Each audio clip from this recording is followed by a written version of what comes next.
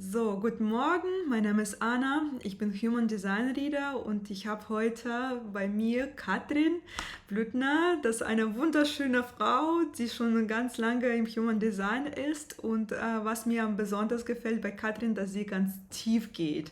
Also bei Katrin kann man tatsächlich alles über den Basen, Tonen und Linien noch fragen, ja, und was auch ganz cool finde, dass Katrin jetzt gerade ihr Buch veröffentlicht hat. Ah, Also ich habe es gekauft und Dinge. schon angefangen, das zu studieren. Und was mir zum Beispiel sehr gut gefällt, dass du auf Englisch und auf Deutsch alles zusammenschreibst. Also da ich auf Mhm. Russisch spreche und ich mache das auch immer auf Deutsch, auf Englisch und auf Russisch. Und manchmal finde Mhm. ich, dass die passende Übersetzung bringt schon sehr viel mit. Ja, da kann man das Ja, endlich verstehen. Und wenn ich etwas auf Deutsch nicht verstehe, dann, also verstehe schon, aber wenn es mir das nicht anspricht, dann schaue ich mal auf Englisch und dann schaue ich mal das auf Russisch. Und manchmal auf Russisch denke ich, aha, das haben die das gemeint. Genau, also deswegen, mega. Das ist genau war auch genau mein Impuls dahinter, ne, sozusagen. Ja, ja, cool. deswegen finde ich das super, dass du das gleichzeitig zusammen hast. Also es ist, natürlich gibt es noch weitere viele Vorteile von deinem Buch, aber das, was wir mir gerade gesehen Ja. habe und dann habe ich auch deinen Leitfaden. Ja, das finde ich auch ganz Ah, super, ähm, wenn man auch von den anderen Profis ihr Geheimnisse hat, wie man den Reading macht. Und das werde ich auch mal studieren und schauen, was ich für mein Reading selber anwenden kann. das Genau. fände ich auch mega spannend, wie du das machst, dass wir das mal vergleichen quasi und gucken. Genau, das können Ne? wir So, tatsächlich später ja, machen, weil ja. ich bin, glaube ich, bin auch der Mensch, der sehr gleich in Tiefe geht, weil meiner Meinung nach die ganzen Geheimnisse und tatsächlich diese Triggerpunkte, die liegen meistens viel, viel tiefer als so Typ und Profil und das, also das finde ich auch ganz gut und ja, da haben wir auch viel Gemeinsames. Wo hast du dich erkannt? Also auf welcher Ebene würdest du sagen, hast du sofort, als du erfahren hast, Manifesto, hat es dann total Klick gemacht? Oder musstest du, Also schon. hast, Also ich glaube, bei ja. Manifesto ist es auch ein bisschen was anderes, ja, weil wir nicht so viel Ja, sind. Und genau. Ja. ich habe mich tatsächlich sehr, also gleich erkannt, obwohl ich sehr viele Projektorenkanäle habe. Also meistens meine Kanäle sind von Projektor und da bin ich auch sehr, also ich kann die Menschen sehr gut scannen und so weiter. Und wenn mir jemand gesagt hätte, Anna, du bist ein Projektor, weil du sehr gut Menschen fühlen kannst, ich würde sagen ja. Aber wenn man jemand gesagt hätte, aber du musst auf eine Einladung warten, nein. Ja, also das, also es ist schon, also Manifesto für sechs war schon bei mir ganz klar, ja, genau. Okay. Und das alles war anders. Aber ich habe es auch jetzt gerade auch ein Manifesto für sechs getroffen. Also das ist eine Freundin von mir und wir haben uns mega gut verstanden. Und als ich das erfahren habe, dass sie erst auch Manifesto für sechs, habe ich gedacht, okay, es ist ganz anders, aber Mhm. wir haben sehr viele Gemeinsames. Und Mhm. das fand ich auch ganz cool, der gleichen Typ und Profil zu sehen, obwohl wir ganz verschiedene Kanäle haben, Inkarnationskreuz natürlich, aber diese Mhm. Kernbeziehungen mit dem Welt, wie wir uns Ja. benehmen, da sind wir schon sehr ähnlich. Und ich habe es jetzt auch, ehrlich gesagt, ich fühle jetzt ganz genau, wer der Mensch ist.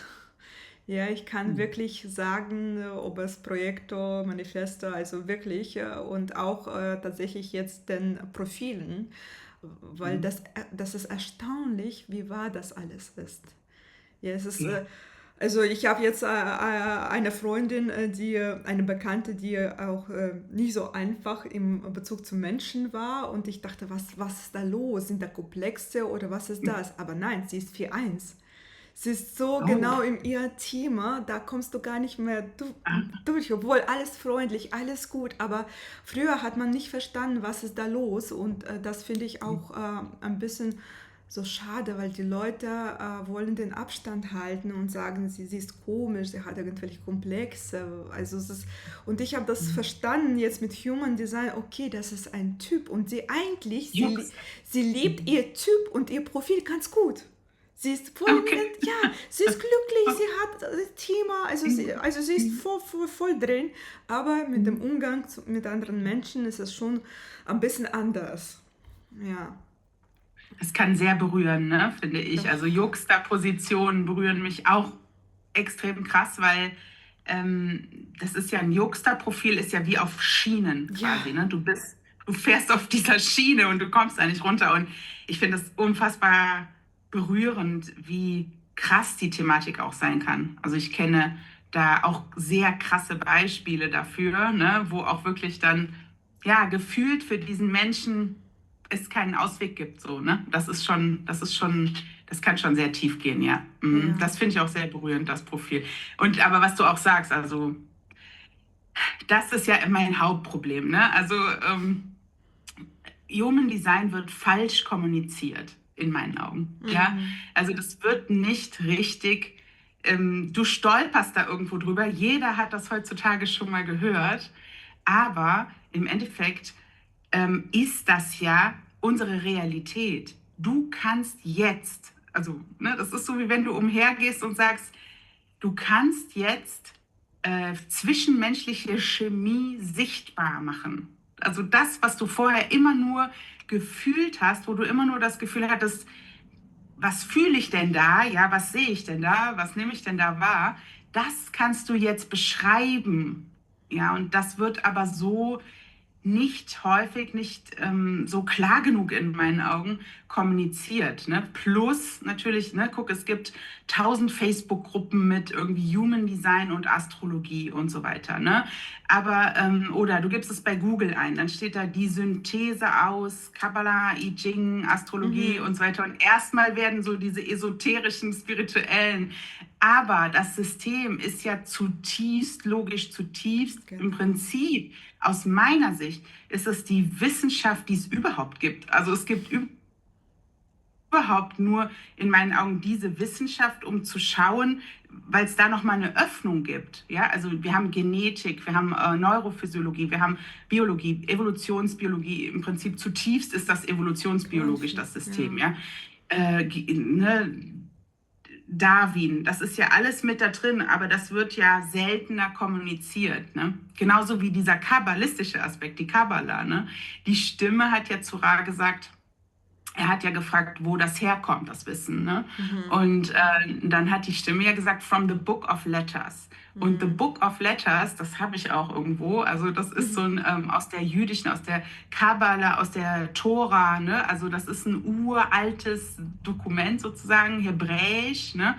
Oder sogar, also mit Hieroglyphen noch, ne? Mhm. Und, Mhm. ja, also das wird ja auch total wenig zum Beispiel kommuniziert. Das habe ich mir auch so als Forschungsgegenstand gemacht, ne? Weil ich hatte mich mit meiner Einserlinie vorher schon in die Kabbala so reingegraben, auch unter anderem. Aber das gibt ja da auch so 72 Bewusstseinszustände und aber auch eben eine klare Hierarchie. Ne? Und das ist natürlich alles Mögliche, ja, wie soll ich sagen, Hans-Werner Janssen, der hat ja mal gesagt zu mir, das ist ja auch ein Autor und Mhm. Ra-Schüler, ne? Also auch ein ehemaliger Chemiker, der dann zu dem System gefunden hat, auch so aus der naturwissenschaftlichen Brille her schauen. Ne? Und er hat mal gesagt, er würde sich einfach nur wünschen, dass in jedem Einwohnermeldeamt schon mal so eine Information darüber läge. Ne? Also dass jeder mal seinem Kind schon mal so eine Das Berechnung ist so machen könnte wichtig, und ja. dann, ne, weil das dient ja einfach jedem und es ist für die Kinder halt gegeben worden. Ne? Aber da finde ich einfach wichtig, und von dieser Frage ausgehend habe ich mich dann gefragt, ja, wieso ist das noch nicht so eigentlich? Ne? Mhm. Also wieso gibt es das nicht? Und dann dachte ich, ja, klar, weil es einfach in der Spiri-Ecke hängt. Ne? Es Noch, hängt ja. einfach da fest, Mhm. wo es gar nicht in seiner Breite eigentlich richtig weiter kommuniziert werden kann. Und dann sind natürlich Leute, die mit einem sehr seriösen Hintergrund, die sehr kantianisch, sehr noch in so wissenschaftlichen Grenzen, was kann man prüfen, was kann man messen, die so denken, die sind ja sofort raus.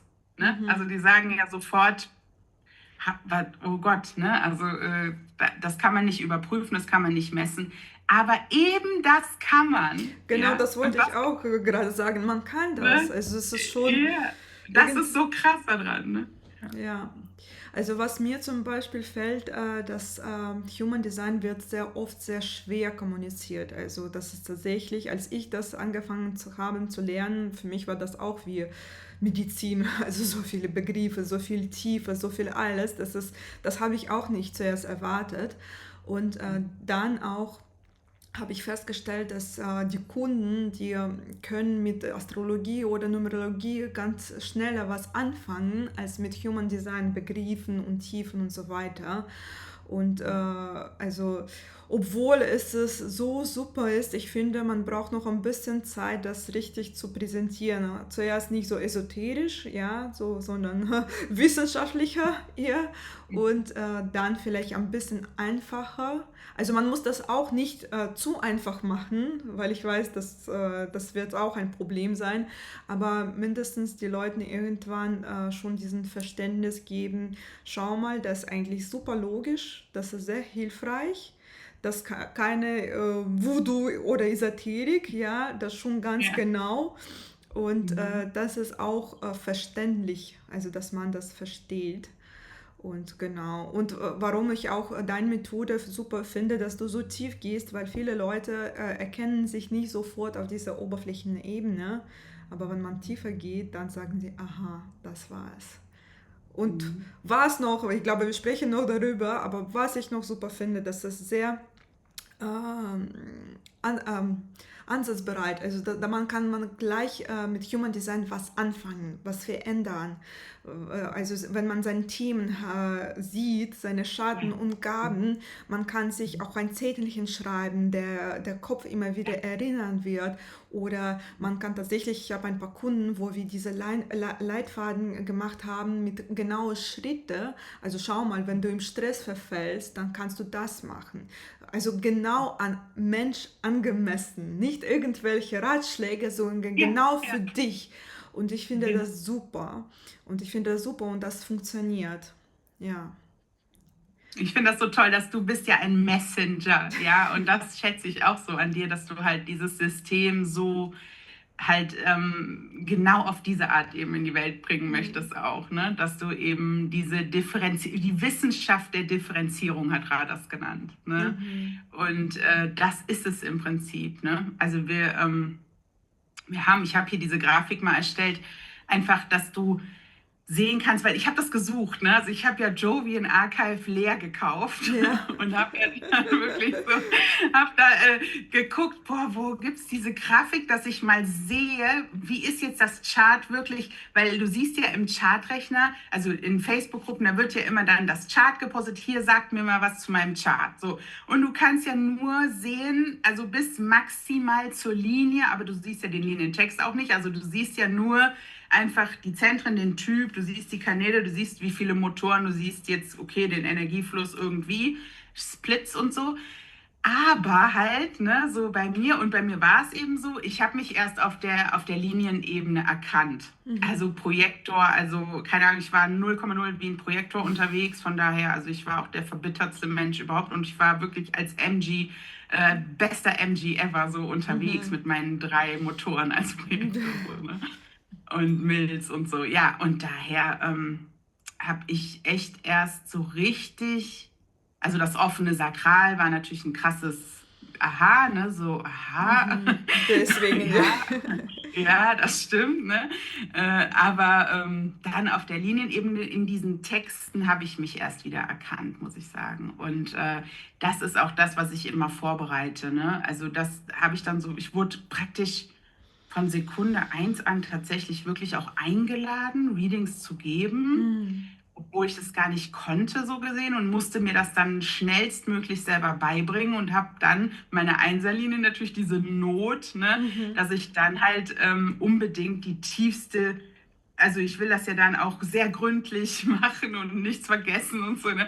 Und dann habe ich alle Linien rausgeschrieben. Ich habe am Anfang immer, und das war ein super gutes Studium für mich, ne? Ich habe alle Linientexte von der Wow. Person brav halt mit der Hand, ne? 13 Seiten, 14 Seiten und das waren immer so alte Ladies. Also das waren so meine Ladies, die waren hier so Kollegen von meinem Partner. Die kamen bestimmt 20, 30 Frauen hintereinander, wollten die alle jetzt so ein Reading von mir. Ne? Und ich habe das dann noch offline gemacht, also so richtig so, ja, total schön hergerichtet alles und mit Ingwertee und so gemütlich und mit, ne, alles so. Und dann habe ich da 3, 4 Stunden denen halt ihre ganzen, ja, ihre Einzigartigkeit. Und ich habe gemerkt, okay, du musst das effizienter gestalten. Ja, Das kannst du das so ist nicht, ne? Aber ja, ja. normal. Mm. Ja, diese Base-Tonfarbe, das finde ich auch super, weil die Basen, das ist für mich so die erste Filter, sozusagen der erste Brille, weil man auch Ja, komplett der anderen Chart alles komplett gleich hat. Kann passieren, ja, ja, ja, ja, aber diese ja, Basen, das geben ja, schon dir einen Startpunkt ja, sozusagen, wie du ganz diesen Chart, ganz in deiner Human Design erkunden kannst. Ja, und ja. Also Tonnenfarbe. beim Ton beginnt ja die Kognition, also Ja, die das schon. Differenzierung, ne? Mhm. Aber davor die Base, die habe ich auch wirklich, darauf habe ich mich so ein bisschen spezialisiert und habe halt wirklich da geforscht, ne? Also in der Base liegt in meinen Augen nochmal ganz, ganz viel Potenzial, das System nochmal krasser zu verstehen und auch zu verstehen, was halt da noch für ein Potenzial lauert. Ne? Weil Mhm. das war natürlich zu den Zeiten von der Boomer-Generation, wo jetzt Ra auch war und auch davor, hatten die fast nie Ja, so eine Zeit, ne? genaue Minute. Ja. Ne? Und dann hat er auch immer gesagt in den Vorträgen, im Grunde brauchst du nicht nur 6 Minuten, also wo die Base wechselt, sondern du brauchst praktisch, da hat er so eine andere Kalkulation. Ra hatte ja auch 10 erste Linien. Ne? Und also er hat da gesagt 15 Sekunden. Ne? Also bräuchte es praktisch Geburtszeit genau auf 15 Sekunden. Und deswegen haben die damals alle, also so wie ich das wahrnehme, auch bei den Schülern von Ra, die haben alle die Base. Also Nicole ist daran interessiert, zum Beispiel bei 64 Keys. Sie hatte mal gefragt, also 64 Keys hat sich schon mit den Basen auch auseinandergesetzt. Ne? In der Ausbildung kann man das auch lernen, aber ja, da gibt es ganz viel Potenzial, das noch besser zu verstehen. Ne? Die Keynotes vor allen Dingen und die Auswirkungen. Was ist denn die Base? Das ist nicht die Hirnentwicklung, ne? Sondern Mhm. das ist wie so ein Schwimmbad. Wenn der Chart so ein Schwimmbad ist, dann ist die Base so, du kippst dann einmal Farbe rein und alles färbt sich dann in dieser Farbe da. Dann wird der Pool auf einmal grün oder so rot. Mhm. Ja, also das ist so, die Base gibt so einen kompletten Schimmer darüber. Und ich gehe tatsächlich total in die Richtung bei der Base für gefühlte Geschlechtsidentität, also die Base der unbewussten. Sonnerar hat sich auch immer, wenn er hat 2 Basenseminare gehalten, also Advanced-Kurse. Und Ra hat dann sich auch viel immer auf die Persönlichkeitsbase, weil er die so faszinierend findet, die Base in der Persönlichkeitssonne, ne? Weil die Mhm. ist so faszinierend für ihn, weil die halt diese reinkarnative Kontinuität mit sich trägt. Also alle Inkarnationen werden in dieser Persönlichkeitsbase gespeichert. Ne? Mhm. Und deswegen fand er sie so faszinierend, aber letzten Endes für mich und auch aus Hans-Werner Janssens Sicht, also darüber tauschen wir uns auch, ist eben dieses Thema gefühlte Geschlechtsidentität vielleicht in der unbewussten Sonne in der Base versteckt, in der PHS-Base sozusagen, weil ja, das ist ja eigentlich das, dass wir den Körper so ausrichten sollen zuerst. Ne? Also wie soll man sagen, wir sind da gegenseitig im Gespräch, dass wir das etwas bereuen, dass Ra das nicht damals so besser für die unbewusste Sonne gemacht hätte, weil er ja auch selber immer gesagt hat, richte dich zuerst im Körper aus, ja, mach Mhm. zuerst dein PHS. Und das finde ich auch übrigens, da habe ich gerade noch was zu aufgenommen, also ich finde, dass machst ja den LYD, klassischerweise, wenn du jetzt klassisch in eine Human Design Ausbildung gehst, ne, so bei Mhm. der IHDS, HDS Austria und so weiter oder wo auch immer, machst du klassischerweise, hatte sich das ja bewährt, diesen Living Your Design Kurs als Mhm. erstes zu machen. Ne? Und das verstehe ich auch und das hat sehr viel Sinn. Dieses Wissen soll ja verkörpert werden, darum geht es ja. Ne? Also zum Beispiel Claudia Dübeck, die macht immer nur Präsenzkurse, weil sie sagt, du musst das in dem Raum, du musst das wahrnehmen, ne? Sonst weißt du nicht, was das ist. Und da hat sie ja auch recht so. Ne? Und es ist nur so für mich, wenn du PHS erst nach Living Your Design, Kreuze, Tore, was auch immer dann alles in der Analytiker-Ausbildung noch für, ne, da kommen so viele Themen erstmal vorher, Mhm. also quasi, und dann kannst du dich erst, dann darfst du dich erst oder dann wirst du erst in diesen Variablen unterrichtet. Ne? Also das PHS kommt ja erst super spät.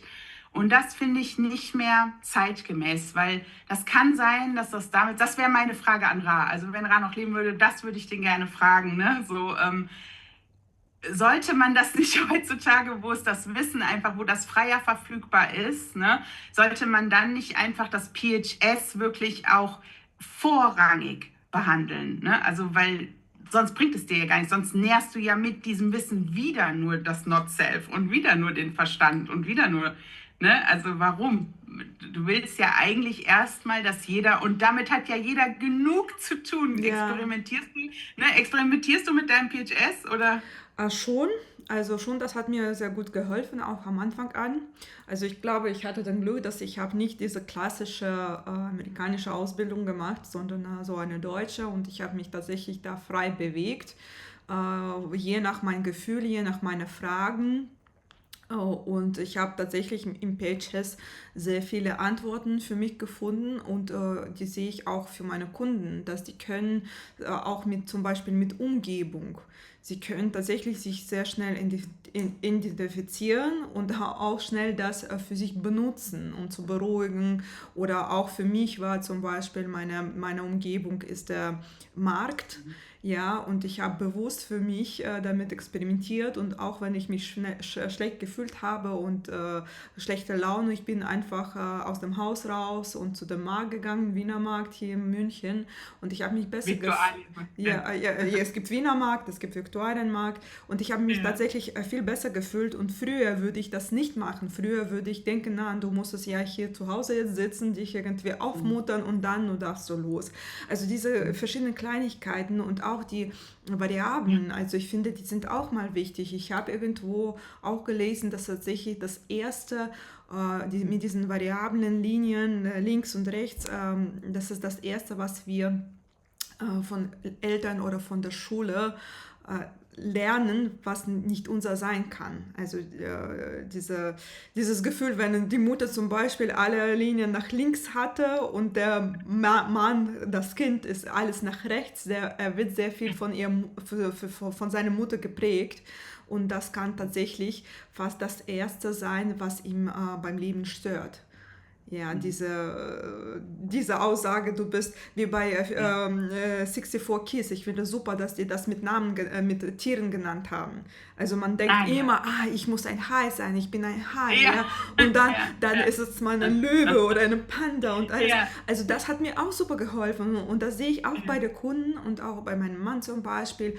In seinem Job, der hatte auch immer die Vorstellung, das muss man immer wie ein Hai sein. Immer das. Nein, er ist ein Löwe, der muss es jagen, genießen, relaxen. Und weil Human Design finde ich, wie gesagt, ein bisschen manchmal viel zu schwer zu erklären. Und mit diesen Sachen wie Namen von 64 Keys, die können Leute sehr schnell in ihr Leben integrieren. Und das bleibt im Kopf.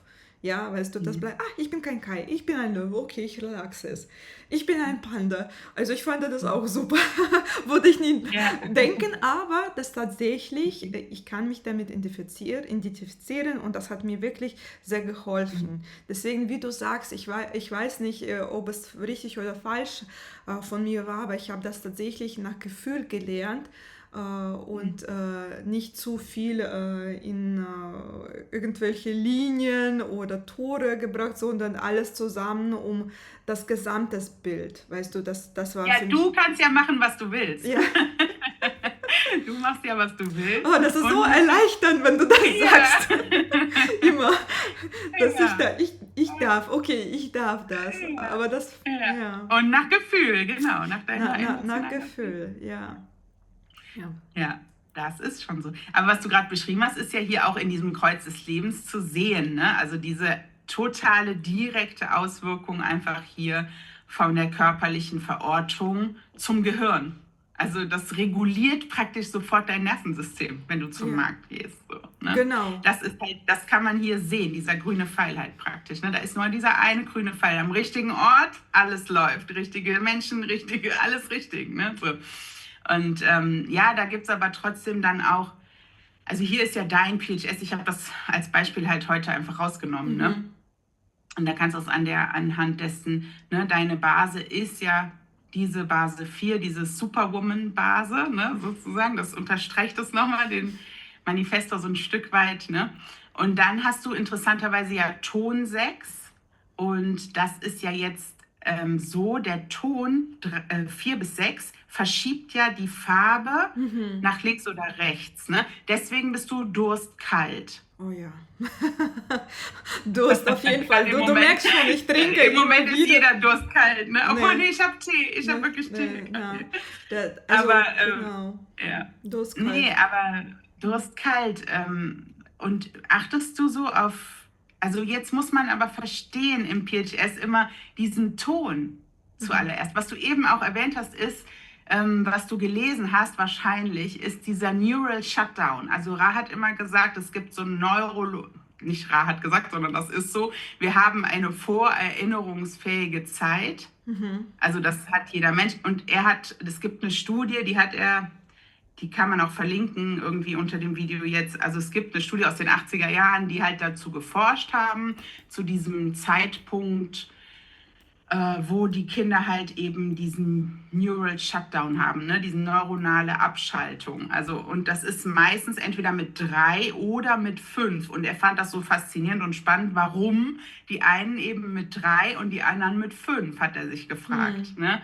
Und da hat er quasi immer die Hypothese gehabt, dass der Ton dafür zuständig ist, ne? Weil der Ton die Kognition bestimmt. Und wenn du jetzt bei dir hier Ton 6, ne, ist natürlich schon ist der höchste Ton, ist der hochschwingendste Ton. Mhm. Und das ist so, wenn jemand zu dir spricht auch oder es kann dich berühren oder nicht. Und es berührt dich oder nicht. Ne? So. Mhm.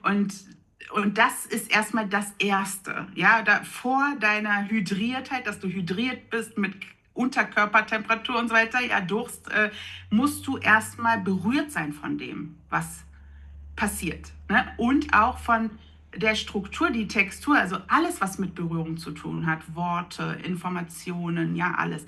Also wenn du jetzt einen Smoothie trinkst und das ist eklig, auch wenn es kalt ist oder hydriert ist, ist dann die Textur, teilweise diese Berührung, das ist der Ton da drin. Ne? Ja. Also das ist das Experiment, was du hast, wo es halt darum geht, zu verstehen, zuerst muss es mich berühren und dann muss ich darauf achten, dass ich halt gut hydriert bin, ne? Dass ich so im Fluss bin, ja, alles, was diese dritte Farbe mitbringt. Was ich daran interessant finde, weil ich mache das ja halt ständig, ne? Bei Leuten halt immer Tonfarbe, diese Chain-Base Tonfarbe zu gucken und eben die Auswirkungen. Ne? Bei dir ist halt spannend, dass der Ton ist halt im oberen Bereich, also unter 4 bis 6 und die Farbe ist noch im milzbinären Bereich, also in diesem 1 bis 3. Mhm. Ne? Und deswegen ist da so eine kleine, sag ich mal, Brücke zu bauen durch dich selbst. Ne? Weil dein Instinkt, und der ist ja immer schneller, ne? Der Instinkt ist ja immer schneller, der will jetzt erstmal sofort trinken und alles dafür sorgen, ne? So. Aber der sechste Ton ist ja Solarplexus-Bereich, also Solarplex-binär und in diesem Dreieck, also der Ton ist hier quasi durch so eine Dreiecksstruktur auch in der ganzen Literatur von Ra dargestellt und die Farbe immer so hexagonal. Ne? Und das hat auch, weil es eine bestimmte unterschiedliche Frequenz einfach ist, ja, so diese Struktur in uns. Und dass du halt da in dem einen Bereich bist und da in dem anderen, aber beide am obersten Rand, also am weisesten Rand sozusagen. Mhm. Ne? Mhm. Das ist halt finde ich das, worauf du maximal achten solltest, ist das halt Berührung first. So, ne? Also Ja, berührt mich das, der Mensch, was der sagt, die Stimme, alles, die Worte, die Weisheit, was auch immer. Und dann kannst du da weitergehen, ne? Weil vorher brauchst du gar nicht, dann ist das nicht für dich, ist nicht für dein Nervensystem, ist nicht für deinen Körper. Wenn es dich nicht berührt, ist es ja. nicht für dich. Ne? Ja, das Genau. ist super. Also das, wie gesagt, man hat so eine Intention in sich, ja, Intuition, aber manchmal schaltet unser Gehirn an und sagt, na, du musst es machen, das ist doch gut für dich, obwohl man spürt, es ist nicht gut. Und Mhm. deswegen finde ich auch Human Design ganz toll, wenn man das kennt, das kann man bewusst nochmal in sich gehen und sagen, okay, eigentlich mein Körper hat gesagt, nein, warum mache ich das jetzt? Soll ich ja sagen? Also das finde ich auch super. Ja. Ja, Ja, ich hab jetzt noch so ein Reel gesehen, so, da war eine, die hat gesagt, ah, ich habe immer nur auf Proteine, Proteine, Proteine geachtet, ne? Und dann habe ich jetzt gemerkt, mir haben die Ballaststoffe gefehlt. Jetzt mache ich nur Ballaststoffe, ja, ja, Ballaststoffe. Und ich finde, wenn du PHS, also wenn du dein PHS kennst, so, ne?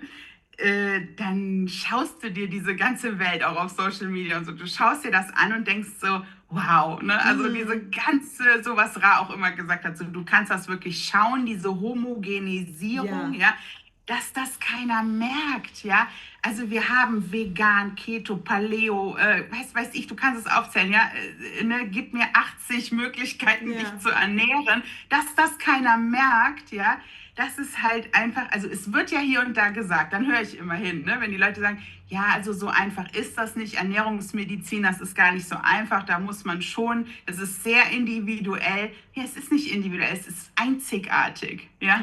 Also dein Verdauungssystem ist wirklich einzigartig, ne? Mhm. Und wenn du aber deins kennst und mit deinem im Prozess und im Experiment bist, dann lachst du dich kaputt, ne? Ja, Also so, dass du denkst, klar, vielleicht ist für mich Paleo als Sammler, ich habe einen Sammler-PHS, ja, mhm. also klar ist das eine Ernährungsform, was ich irgendwie, wo ich denke, ja, da kannst du dir mal ein paar Rezepte ausprobieren und so weiter, aber es ist nicht, es gibt das nicht, ne? Und dass wir das auch noch nicht gefunden haben, bei all dem Fortschritt, den wir haben, das zeigt es ja auch, Ja, ne? Also das zeigt es ja, dass es gar nicht geht, es geht nicht.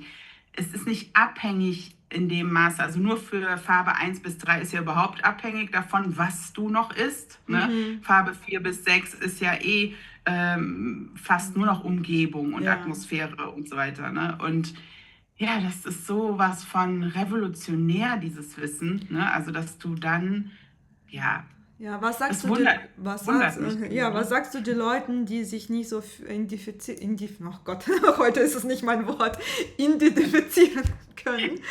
Sorry. Womit? Genau, was sagst du zu den Leuten, weil nicht jeder gleich sagen kann, okay, auch für mich, es war ein bisschen schwierig, mich umzustellen für diese Kalt, also mit Berührung, mit Flüssigkeit. Da kann ich sofort sagen, ja, das bin ich. Also ich mache das ab und zu mit den Händen essen, wenn ich total gestresst bin und alleine sitze. Ich merke Ja, mal, wie ja, hilft das eigentlich mir. ja. Aber das mit kalt, also da komme ich auch noch nicht immer so klar. Ja, Mhm.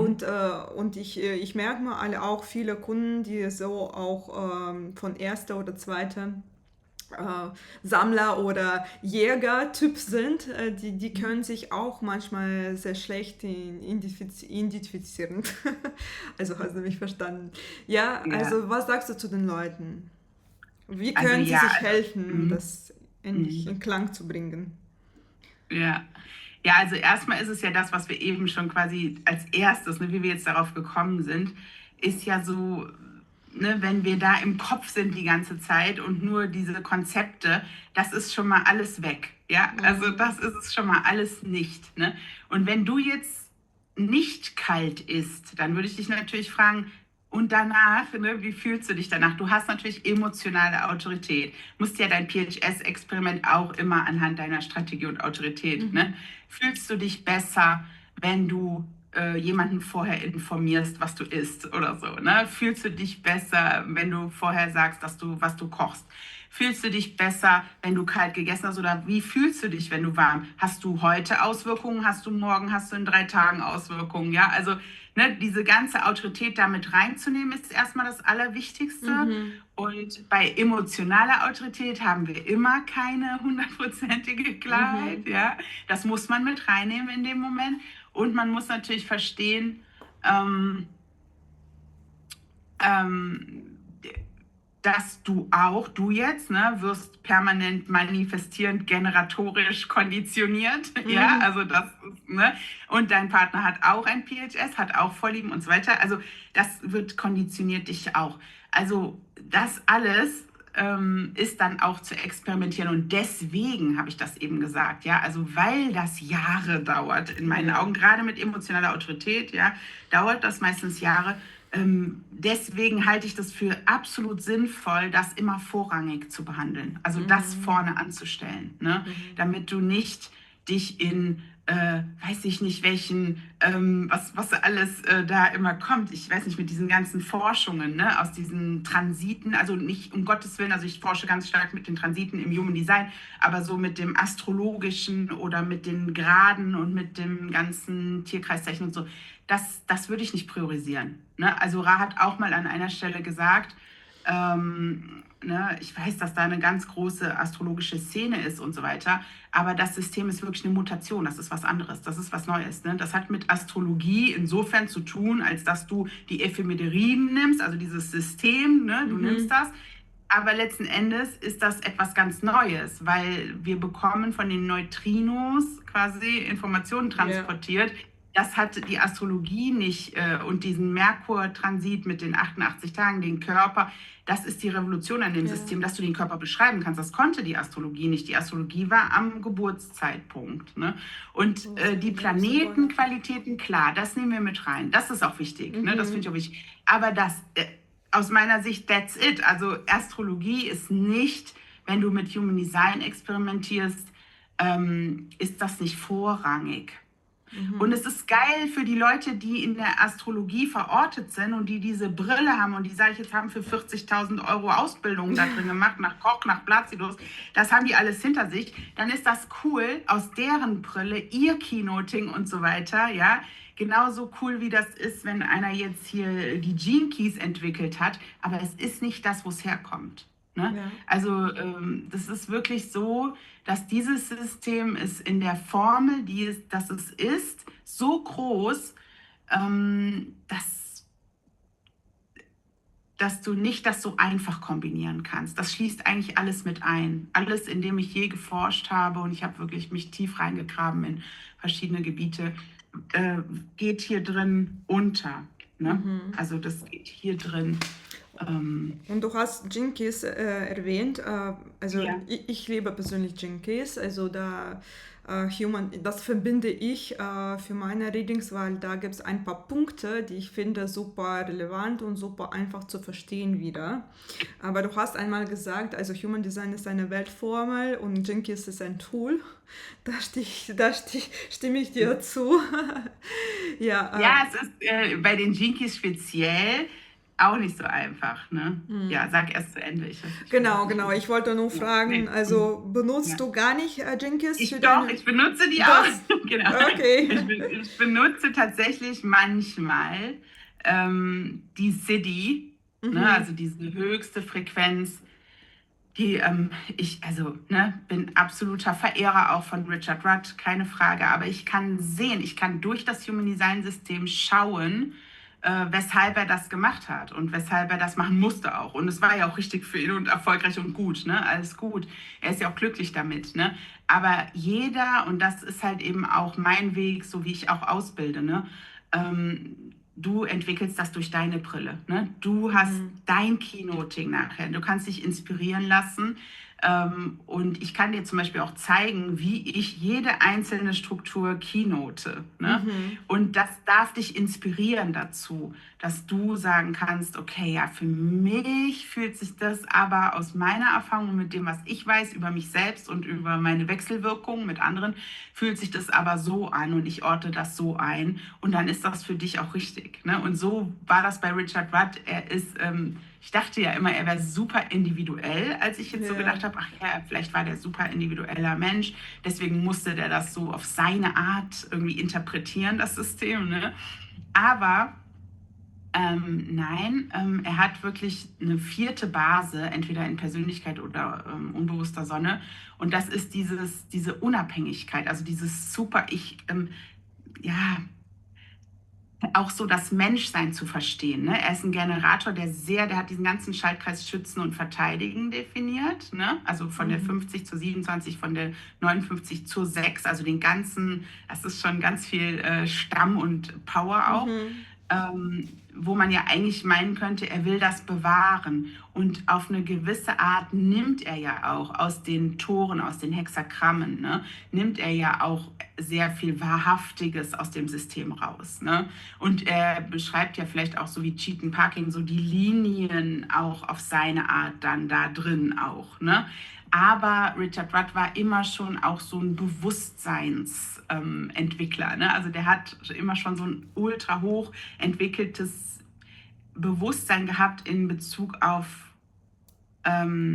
so eine erleuchtete Frequenz. Ne? Mhm. Ich weiß jetzt gar nicht, ob er eine 20 hat oder so oder eine 1020. Ich weiß es jetzt gar nicht auswendig, aber er hat schon immer sowas, wo er eine Brille hatte für. Und das hat er natürlich dann Mhm. kombiniert. Ne? Und das ist extremst hilfreich, weil das natürlich auch Selbstliebe zielt ja immer darauf ab, ne, das ist ja das, wo Human Design auch hinführt, ähm, dass du dich selber liebst. Oh Ne? ja, das ist super. Ja. Ja. Ja. Und das ist natürlich immer durch einen Zuwachs an Bewusstsein ähm, einfacher. Ja, also Ne? Selbstliebe, also das finde ich auch ganz toll bei Human Design, weil für viele Menschen das wirklich zu sehen, dass okay, ich bin anders und Ja, das ist gut so, dass meine Seele hat das sozusagen ausgewählt ja, und endlich diese Selbstliebe zu vielen Menschen zurückkehrt nach dem Human Design Reading. Weil die merken, dass, okay, ich muss nicht so und so sein wie mein Partner oder was die Gesellschaft von mir will, sondern ich bin so und das ist schon perfekt. Und deswegen liebe ich auch Human Design, weil diese Selbstliebe, Selbstverständnis ist endlich da ist und das ist so erleichtern, weißt du? ja. Also es ist auch war für mich, also ich habe das irgendwie immer gut gespürt und fast immer meinen Weg gegangen, aber dann war ich mit etwas verloren und mit Human Design sich wiedergefunden und gesagt, ja, endlich, endlich meine Seele kann jetzt sprechen und nicht immer mein Kopf das übertont, weißt du, nicht lauter ist und das Selbstliebe, Human Design, super. Ja. Wenn du dir vorstellst, ne, dass jeder Mensch, sag mal, ich liebe mich. Mm, ich liebe mich. Ja. Ja.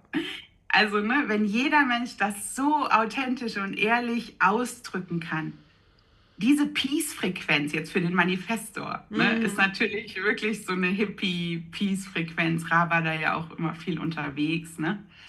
Ähm, das ist natürlich das, worauf es hinauslaufen sollte. Ne? Von daher die Gene Keys verkörpern das auf eine Art, aber was ich da noch einen Satz vielleicht dazu, was halt es wird ja nur der Sonnentransit bei den Gene Keys berücksichtigt.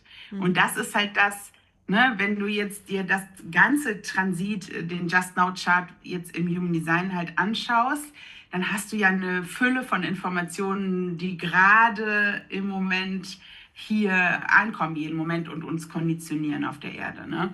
Und das geht halt durch die Gene Keys verloren, zum Beispiel, also größtenteils, ne, und noch andere Aspekte des Systems. Aber das ist halt das, wo es also an der Original da verliert, ne? Also an Original Substanz, ne? Verliert dieses Konzept der Gene Keys an der Stelle halt einfach seine, da Mhm. macht es halt Abstriche, ne? Und ist dadurch nicht so umfassend und nicht so komplett. Aber es gibt total viele Leute, die viel stärker darauf reagieren, weil sie diesen Weg, ne, diese Venus-Sequenz und diesen Pfade, die da beschrieben sind, einfach ja, viel mehr darauf mit Freude reagieren, diesen Weg zu gehen, das zu Mhm. experimentieren und viel mehr sich direkt halt mit Bewusstseinsentwicklung und auch karmischen Themen, die werden ja auch viel bei ihm dann mit, ne, kommt ja viel mit rein, so diese archetypischen, so jung ist das ja schon fast, was er so macht, ne, so Mhm. C.G. Jung.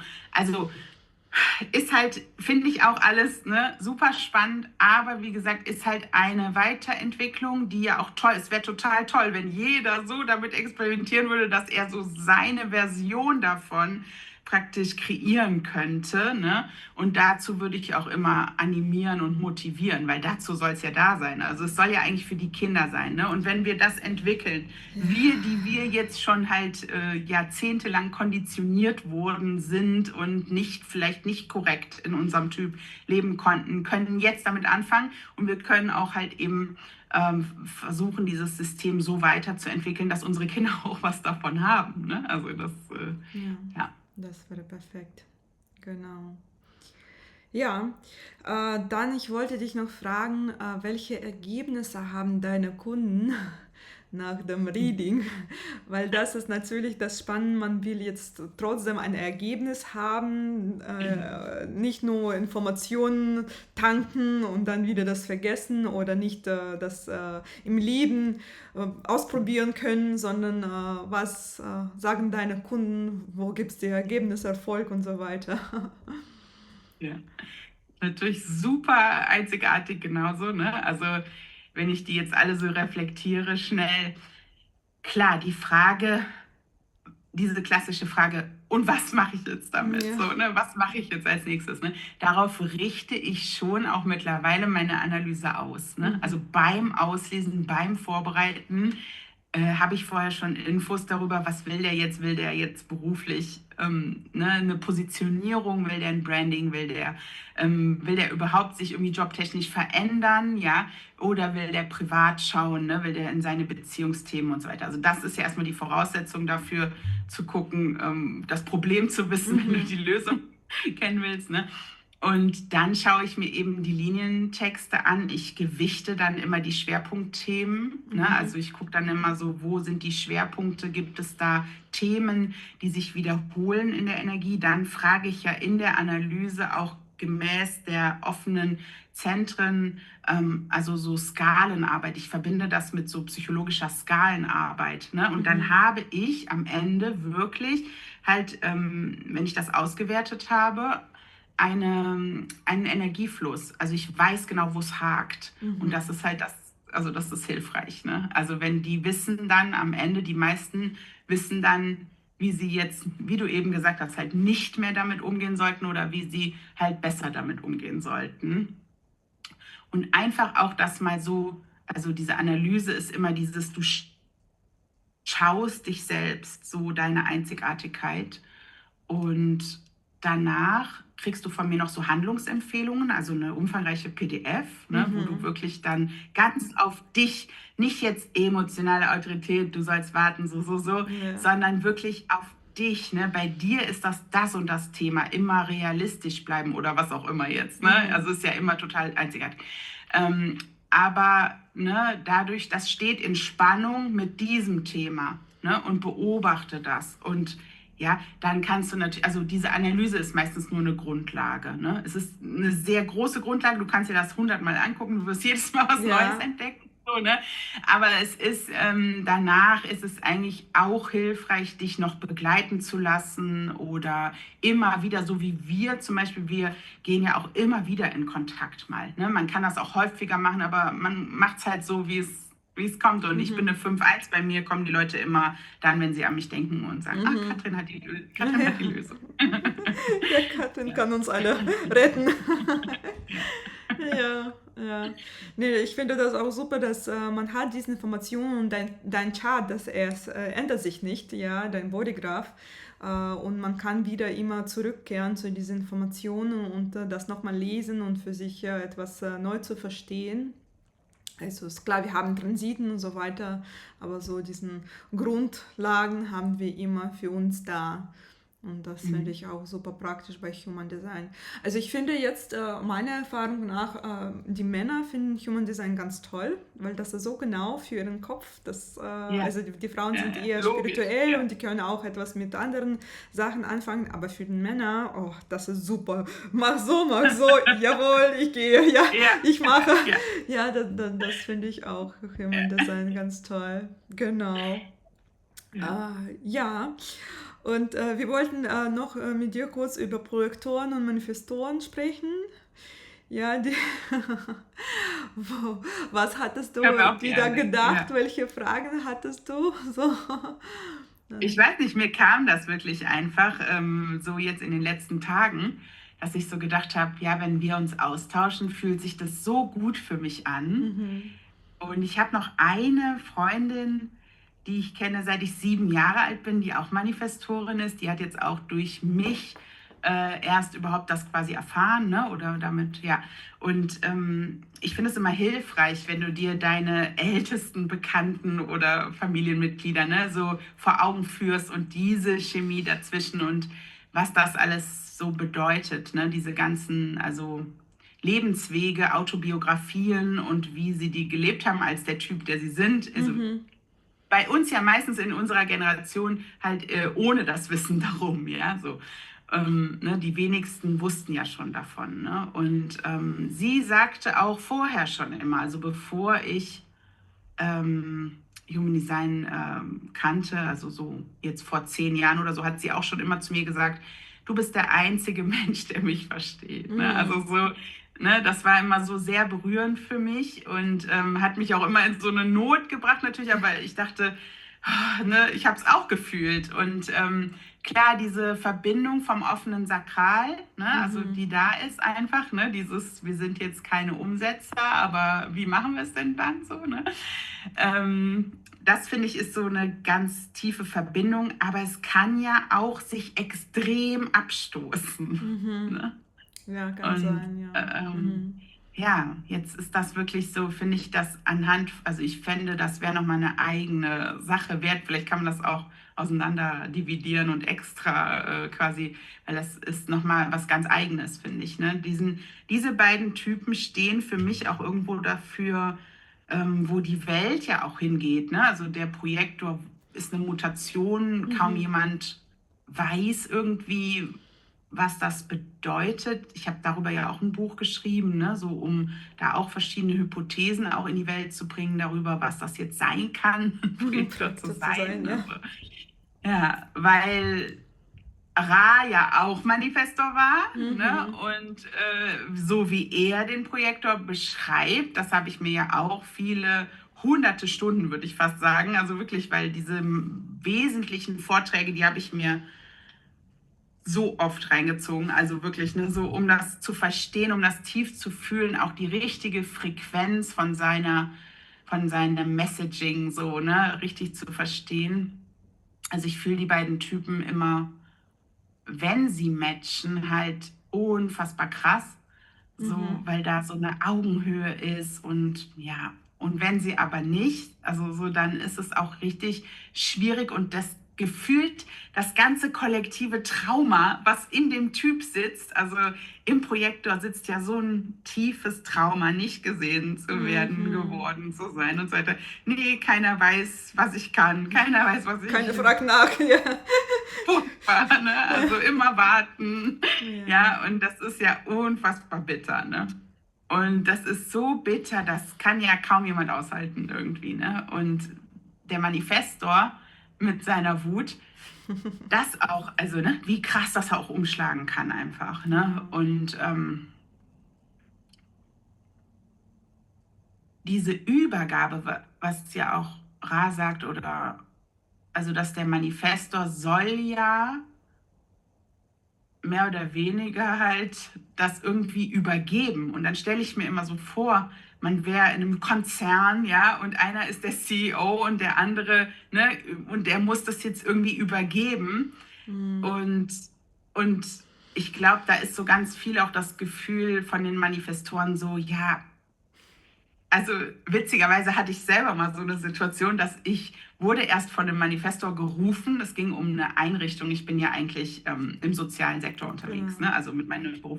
Und dann sollte ich da die Leitung übernehmen von der Einrichtung. Ne? Mhm. Und ich führe natürlich komplett anders. Ne? Also das Mhm. ist ja eine koordinierende, leitende Funktion, in der du sehr intuitiv, ja auch jetzt in meinem Fall, aber ne, auf jeden Fall ist das ein emotionaler, wie du 12, 22er Manifestor, Mhm. ne? Und der hat das nicht verstanden halt, ne? Also der war auch, er ist auch sehr alt, also 72 oder so, ne? Der hat das nicht verstanden und der hat auch immer bei den Dingen, die ich natürlich, wo ich gern diese ganze Einrichtung dann so Richtung Erfolg, ne? Also ich hätte gern gehabt, dass die behinderten Menschen, die dort leben, gewisse Produkte, das ist im anthroposophischen Bereich, ich hätte gern gehabt, dass die Produkte herstellen würden, die auch immer gefragt sind, weil sich aus meiner Sicht das zurückreflektiert auf die Menschen, dass die Produkte, die sie herstellen, halt gerne gekauft werden würden. Mhm. Aber das ist gar nicht seins. Also er sagt so, nein, das ist das, wovor ich halt die Menschen immer seit 40 Jahren bewahrt habe, weil ich will nicht, dass die in so einen Produktionsdruck kommen und so, ne? Ich will diese Schlumpfdorf hier, ich will diese Peace-Frequenz, ne? Ich Ja. will dieses so, ne?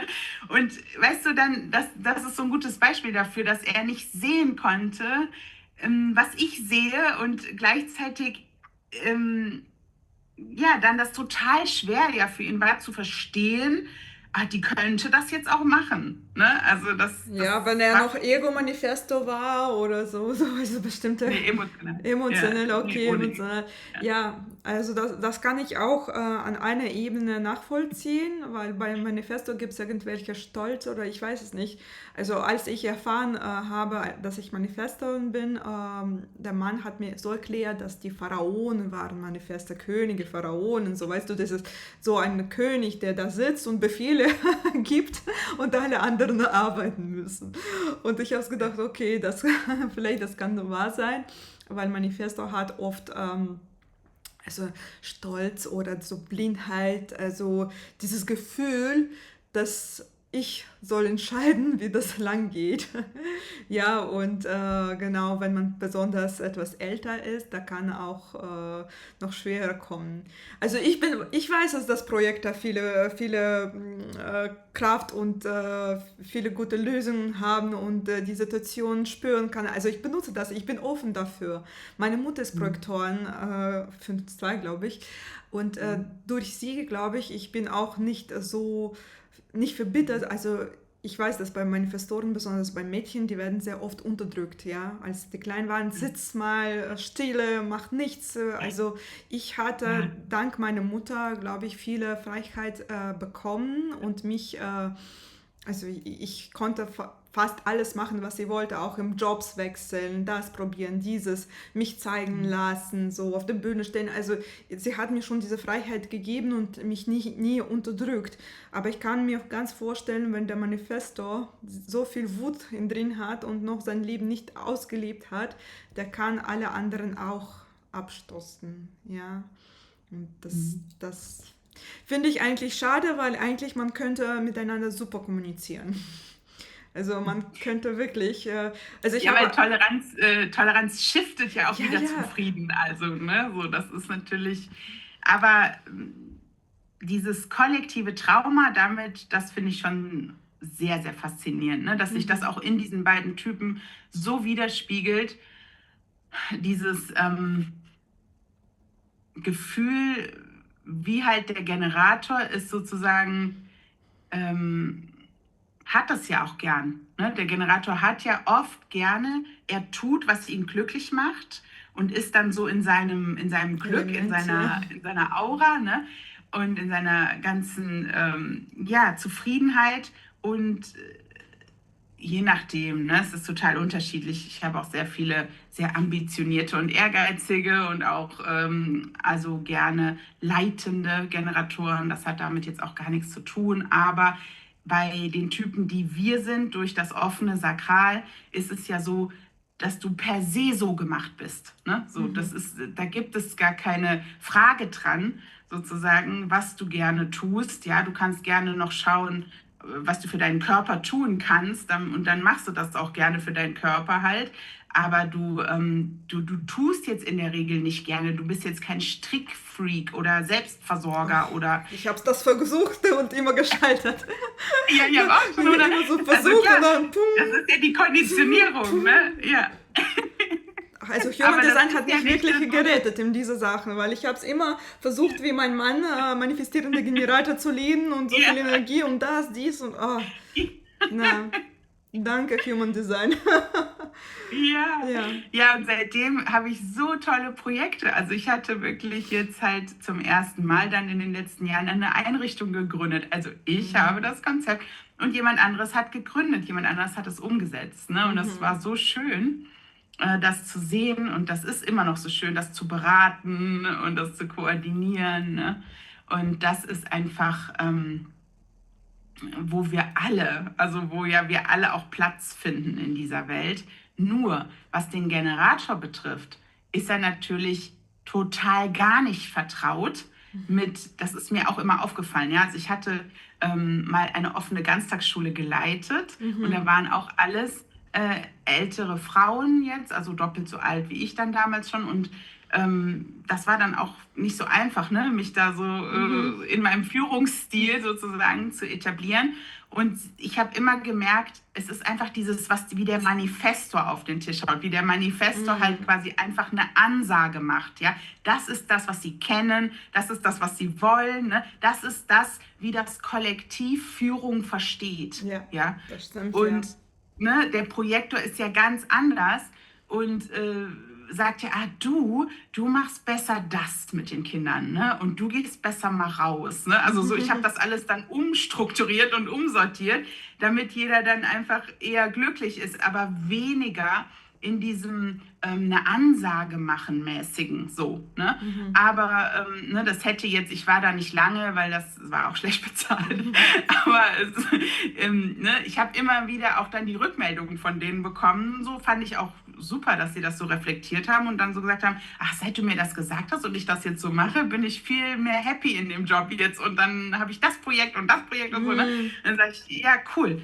Und aber dieses aufzulösen, ne, dieses Trauma aufzulösen, was der Manifestor halt eben, eben durch seine Art des Informierens eben geprägt hat im Feld, ne, das ist für den Projektor, ist ja auch ganz oft so, dass du als Projektor versuchst, Manifestor zu sein. Ne? Das ist ja ganz oft so, dass du auch so konditioniert wirst teilweise oder ja, ne, und geht halt schief. Ne, das ist nicht so, wie du, aber es passt halt zu diesem individuellen Zeitalter, in das wir gehen, sehr gut, als Projektor sozusagen den Menschen maximale Freiheit auch irgendwo zu lassen, ihnen nur mal den Hinweis zu geben, wenn du willst du nicht das und das mal verändern, so, ne, willst du nicht darauf mal achten, weil ne, du siehst ja als Projektor halt immer dann, wenn jemand da nicht glücklich ist oder sich verausgabt oder nicht genug abgrenzt oder, ne, und das ist einfach dieses Leiten, von hinten gehst du so und sagst, geh mal ein bisschen nach rechts und nach links, ne? Das ist eine ganz andere Form des Leitens. Und ich finde, ja, darüber wird irgendwie zu wenig gesprochen, habe ich das Gefühl. Ne? Dass das beides seine Berechtigung hat. Der Manifestor muss das ja nicht abgeben. Er kann ja genauso seinen Konzern weiterleiten und die Leute situieren sich dort und es sortiert sich. Ne? Anhand, ne? Es sortiert sich einfach dann. Ja. Ich habe am Anfang meiner Human Design Reise ein gutes Beispiel gehört über die Typen und das hat mir so gut gefallen und alles klar gemacht. Also man stellt sich vor, es gibt so viele Leute und Manifestor sagt, Leute, wir müssen dahin. Projektor sagt, wartet, hier ist die Tür, hier ist Fenster, hier ist eine Wand, bitte. Und die Generatoren sagen, ja, wir laufen, also das gefällt uns, wir laufen. Ja, und Projektor sagt, aber wartet, hier ist die Tür, hier ist ein Fenster. Ja. Und der Reflektor steht nebenbei und sagt, naja, die laufen gut. Also der reflektiert und sagt, die laufen gut. Und das war für mich so klar gleich nach diesem Typen, weil Manifesto sagt die Richtung, jetzt so Ja. wie man auch ein Fußballbeispiel sagt, so wirf den Ball auf dem Feld. Ja, Projektor, das ist wie Trainer, sagt wohin und Generator mal laufen und Reflektor, das steht und sagen, okay, das passt gut. Ja, vielleicht sagst du nur am Schluss, ich glaube, wir müssen langsam Schluss machen, sonst wird es zu lang, das Video, Ja. über diese neuen Zeiten. Also wir haben also nicht so viele Leute das kennen, dass wir jetzt in neuen Zeiten sind und sich etwas ändern wird. Das finde ich auch so wichtig zu verstehen und ich glaube, du kannst das sehr gut erklären. Ja, also es gibt da diese Hintergrundfrequenzachse. Aber also ich habe da schon viel Mm, zugehört. Ne? Es ist natürlich, jetzt endet ein 400-jähriger ja. Zyklus, ne, des Kreuzes der Planung. Ähm, Das hat damit zu tun, dass in der Berechnung dieses Rades, wie sich die Achsen sozusagen zur Weltachse stellen, auch alle 400 Jahre es quasi einen weitergeht, ja, ein Mhm. Kreuz weitergeht. Ne? Es gibt ja diesen Global Shift, da gibt es auch eine Übersicht, die habe ich jetzt heute nicht dabei, aber da kann man sich das auch nochmal angucken, welche Kreuze, und zwar gibt es ja auch immer zwei Kreuze. Ne? Nicht jeder weiß, das ist ja nur dieses eine Kreuz. Wir hatten jetzt 400 Jahre ein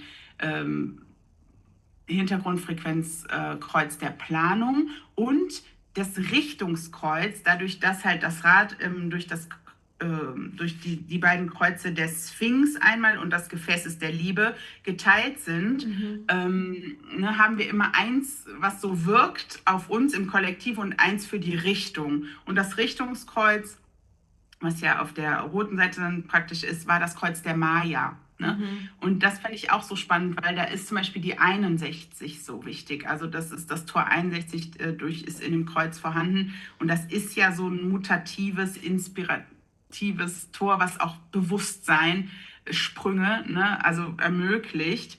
Und das denke ich, konnte man schon beobachten. Ja, also spielt auch stark mit in meine Hypothese zu den Vasen halt auch zum Beispiel Mhm. mit rein. Ne? Dass wir vielleicht, es war alles schon immer so, wie es ist irgendwo. Also beziehungsweise klar, es gab immer Mutationen, die gibt es immer. Aber wir haben da vielleicht heute auch einen besseren Zugang einfach zu zum Beispiel unserer gefühlten Geschlechtsidentität, ja. Und genau, das ist halt das, was abgelaufen ist. Und jetzt wechseln wir im Jahr 2027, in 194 Tagen, glaube ich, von heute an, Mhm. wechseln wir in das Kreuz des schlafenden Phönix. Ne, das war jetzt auch mein Kreuz in meinem Saturn Return gerade, den ich Mhm. jetzt in den letzten Ausläufern bin. Also daher auch ja ein interessanter persönlicher Eindruck, den ich dann jetzt auch 10 Jahre, der Saturn Return ist ja lang, ne? Also hatte von diesem Kreuz des schlafenden Phönix, kann ich persönlich auch viel zu sagen. Aber genau, also das ist ein Kreuz, was kodiert ist jetzt im Gegensatz zum Kreuz der Planung, was wirklich durch feste Strukturen, alles, was wir sehen, von allem, was aufgebaut wurde seit der Industrialisierung, seit dem 17. Jahrhundert, spätes Mittelalter, ne, 1615 ist das gestartet, bis jetzt eben nächstes Jahr. Und alles, was da passiert ist, ist sozusagen unterstützt worden durch diese Energie des Kreuzes der Planung. Ne? Mhm. Und was halt jetzt ist, und das sehen wir überall und das merken wir überall, und das ist auch nicht immer einfach, ne, wenn wir auf den Fachkräftemangel blicken, wir blicken auf die Umstrukturierungen, ne, wir sehen Kriege, das ist alles teilweise sehr schwierig. Und das hat damit zu tun, dass einerseits halt die Ressourcen dadurch aufgebraucht wurden, ne, dass wir da uns immer mehr vermehrt haben, Gemeinschaftsstrukturen gelebt haben, ne, alle Wohlfahrtsverbände. Also wir haben ja unsere Armenfürsorge auch extrem vorangetrieben, so, ne, das so zu einem Maß. Natürlich ist das immer noch nicht zufriedenstellend für die 9 Milliarden Menschen auf dem Planeten, aber es ist halt so, also dass wir auf einem Niveau halt leben können, ja, wo wir versorgt sind. Und das wird uns nicht mehr stützen. Ja, es wird uns jetzt sehr, sehr viel individuelle Energie gegeben, sozusagen aus der Mhm. neuen Hintergrundfrequenz mit der 55 in der Sonne, mit der 59 für Nähe zwischen Menschen auch, ja, Nähe oder nicht. Mhm. Genau, und die 20 und die 34. Also im Prinzip alles aus der Integration einmal, aber alles Individuelle Aktivierungen, also ultra individuell. Das heißt, vom Stamm, vom Tribe geht es einfach zum Individuellen, ne, vom Fokus her, von der Energie und von der Unterstützung. Das muss man verstehen. Es geht darum, was stützt uns energetisch hier? Und das wird halt, es ist aber es wird auch oft mit Panikmache verknüpft, da halte ich auch nichts von. Also es ist so, dass wir es einfach auch erstmal fühlen müssen, diese Frequenz. Ne? Dass wir erstmal verstehen müssen, wo kann ich das überhaupt einordnen und wie schnell oder wie langsam passiert das überhaupt. Ne? Und natürlich ist es so, dass wenn jetzt Machthabende oder Leute, die sehr gravierende Entscheidungen haben und treffen, dass wenn die jetzt eben sehr in ihrer Nicht-Selbststruktur sind, ne, dass das dann natürlich große Auswirkungen hat. Ja? Aber im Grunde hat ja jeder jetzt die Chance, und dazu ist dieses Wissen da, ne, sich da rein zu forschen oder rein zu begeben oder experimentieren. Du bist dann vorbereitet, ja, also du weißt zumindest, wie du dich für dich verhalten kannst. Und wenn das jeder für sich weiß, dann ist natürlich die Konsequenz auch eher, dass dann weniger gravierend schlechte Entscheidungen getroffen werden. Ne? Also die Möglichkeiten sind ja durch das, was wir aufgebaut haben, wir sind da ja irgendwo auch auf einem Peak, ne? So vom Fortschritt her. Also es ist ja schon sehr krass und das können wir ja auch nutzen. Ne? Und das können wir individuell nutzen. Also ja, ich weiß nicht, das ist halt ein sehr komplexes Thema auch. Ne? Da können wir Ja, auch wieder also was Eigenes genau, zu machen. ja, ich wollte nur Ja, so kurzen Einblick, ja, dass sich was jetzt verändert. Ja, und ja, was du gesagt absolut. hast, ich finde auch super, man muss nicht gleich, also wenn jeder für sich die gute Entscheidung treffen kann, wenn jeder sich mal kennt und dadurch wird auch die kollektive Umfeld, diese Vibrationen geändert. Also da muss man nicht gleich sagen, okay, nur die machthabenden Leute müssen sich zuerst ändern, dann wird sich was ändern. Nein, zuerst müssen wir selbst, Jeder Einzelne ja, für jeder sich, ne? eins, Ja. und dann, nur dann wird der Kollektive sich ändern.